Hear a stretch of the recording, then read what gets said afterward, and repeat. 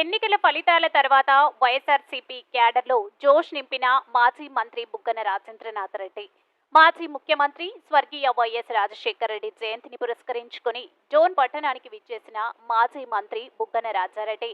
ఈ సందర్భంగా మాజీ మంత్రి బుగ్గన మాట్లాడుతూ స్వర్గీయ వైఎస్ రాజశేఖర రెడ్డి పార్టీలకు అతీతంగా పేద ప్రజల గుండెల్లో మిగిలిపోయారని కొనియాడారు.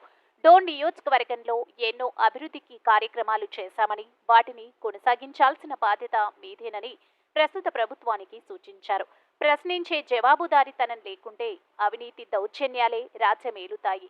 ప్రజా సమస్యల పరిష్కారానికి వైఎస్ఆర్సీపీ పార్టీ క్యాడర్ తమ వంతు కృషి చేయాలని కోరుకుంటున్న డోన్ నియోజకవర్గ సామాన్య ప్రజానికం.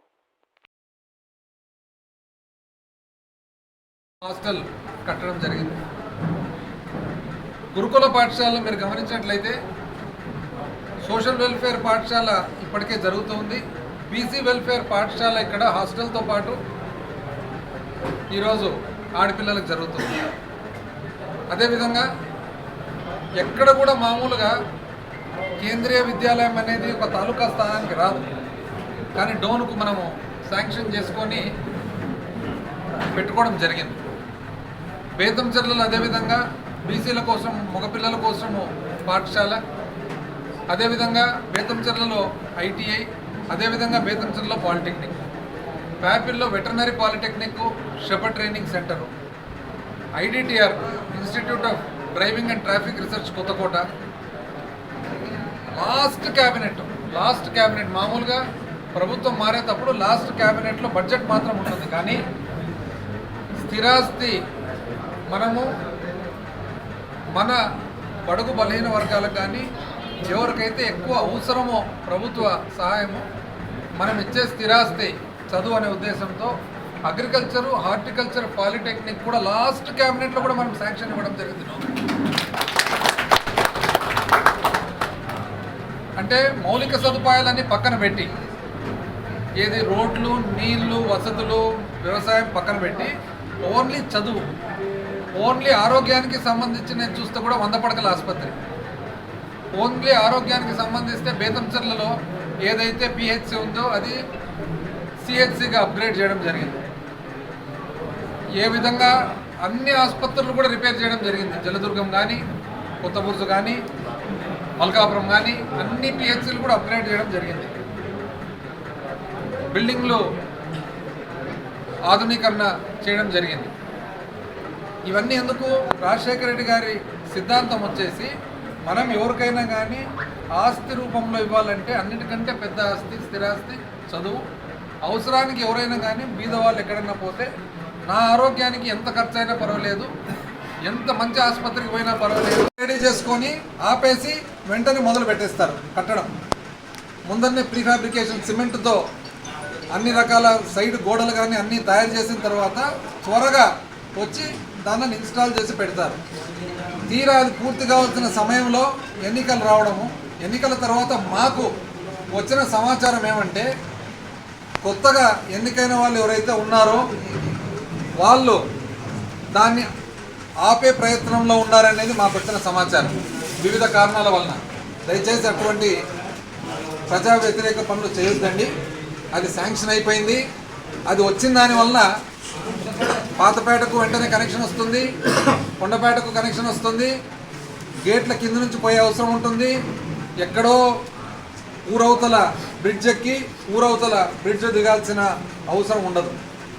ఏ కారణం వలన కానీ దయచేసి మీరు అట్లాంటి ఆలోచన చేయొద్దండి. ఎందుకంటే ఒకరెవరో సలహా ఇచ్చినట్లున్నారు, పైన నుంచే దింపుతే ఎట్లుంటుందని. ఇది బొమ్మల మాదిరిగా మనం పైనుంచి దింపేదానికి కింద నుంచి ఎక్కించేదానికి కుదరదు. ఏదైనా కానీ డిజైన్ రూపంలో కట్టేటప్పుడే చూసుకోవాలి తప్ప అతుకులు వేసుకునే దానికి ఇదేమన్నా కార్పెంటరీ పని కాదు.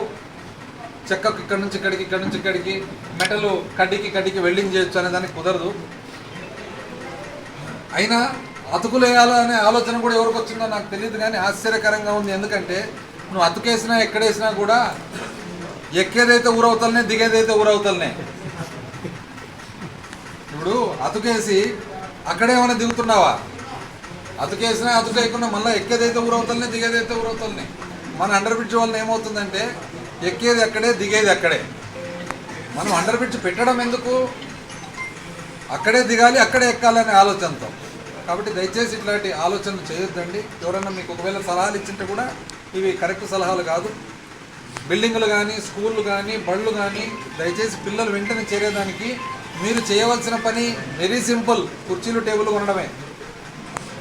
కుర్చీలు టేబుల్ కొనడమే. కాబట్టి ఇప్పటికే నాకు తెలిసి 4 రోజులు ఇంకా కొంతమంది అధికారులు కానీ కాంట్రాక్టర్లు కానీ కొద్దిగా ఇబ్బంది పడుతున్నారు. మాకు వచ్చిన సమాచారం ఏమంటే పనులన్నీ ఆపేయమన్నారనేసి. దయచేసి అట్లాంటి ఆలోచనలు చేయొద్దండి. సక్రమంగా జరిగే పనులు సక్రమంగా జరగనివ్వండి. పనులు ఆపడము, ఎవరో వచ్చి మాట్లాడడము అవన్నీ వద్దండి. ఇట్లాంటి సాంప్రదాయం మనకు లేదు. రోడ్లో మనం ఎప్పుడు అట్లాంటి సాంప్రదాయం చేయలేదు. 2019 ముందర ఏ కాంట్రాక్టర్లు అయితే పనులు చేసినారో అదే కాంట్రాక్టర్లు చేసినారు, ఏ ఇంజనీర్లు అయితే చేసినారో అదే ఇంజనీర్లు చేసినారు. మన కాంట్రాక్టర్లు ఎవరో ఇంజనీర్లు ఎవరో కూడా తెలియదు. పనులు మాత్రము దాని ప్రకారం అవి జరిగినాయి. 2014లో కూడా అదే విధంగా జరిగినాయి. దయచేసి ఏ కారణం వల్లన్నా కానీ పనులు పెండింగ్ పెట్టడం వద్దండి. ఎందుకంటే అన్నీ కూడా 98-99% పూర్తయిన పనులు ఉన్నాయి అన్నీ కూడా. ఈ పనులన్నీ కూడా మరొకసారి ప్రజలందరూ తెలియజేస్తున్నా, ఇది ఒక ప్రజలకు ఇచ్చే స్థిరాస్తి. చదువు, బండ్లు, హాస్టళ్ళు, ఐటీఐలు, పాలిటెక్నిక్లు. ఈరోజు అగ్రికల్చర్ పాలిటెక్నిక్, వ్యవసాయానికి సంబంధించిన పాలిటెక్నిక్, హార్టికల్చరు, పండ్లు పూలకు సంబంధించిన పాలిటెక్నిక్ శాంక్షన్ చేయడం జరిగింది. దయచేసి అర్జెంటుగా మీరు, ప్రజలు మీ చేతిలో అధికారం పెట్టినారు కాబట్టి మీరు వెంటనే దానికి భూమి కేటాయించి 20-40 ఎకరాల భూమి అవసరం ఉంది. 40 ఎకరాల భూమి కేటాయించి 40 ఎకరాల భూమిలో మీరు వెంటనే శాంక్షన్ అయిన అగ్రికల్చర్, హార్టికల్చర్, పాలిటెక్నిక్లను మొదలు పెట్టాలా. డిజైన్లలో కానీ ఇంకోటి కానీ ఏ విధంగా మనం గత 5 సంవత్సరాల కష్టపడి భారతదేశంలోనే అతి ఉత్తమమైన డిజైన్లతో కట్టడం జరిగిందో ఆ మాదిరిగా మీరు కూడా అంతకంటే కూడా ఇంకా బాగా కట్టాలని, మనం చేసిన ప్రకారం కాదు, మనకంటే కూడా ఇంకా బాగా చేయాలని మీరు అని చెప్పి మిమ్మల్ని వేడుకుంటున్నాము. మరొకసారి కూడా ప్రజలందరికీ కూడా ఏది ఏమైనా కూడా ఈరోజు మన కార్యకర్తలు, వైఎస్ఆర్ కాంగ్రెస్ పార్టీ కార్యకర్తలందరూ కూడా రాజశేఖర రెడ్డి గారి మీద ఉన్న అత్యంత గౌరవము, అభిమానం, ప్రేమతో వస్తారు.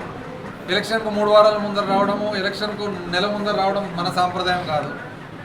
100 సంవత్సరాల నుంచి మనం ఊర్లోనే ఉంటాము, ఇంకో 100 సంవత్సరాలు కూడా ఊర్లోనే ఉంటామని చెప్పి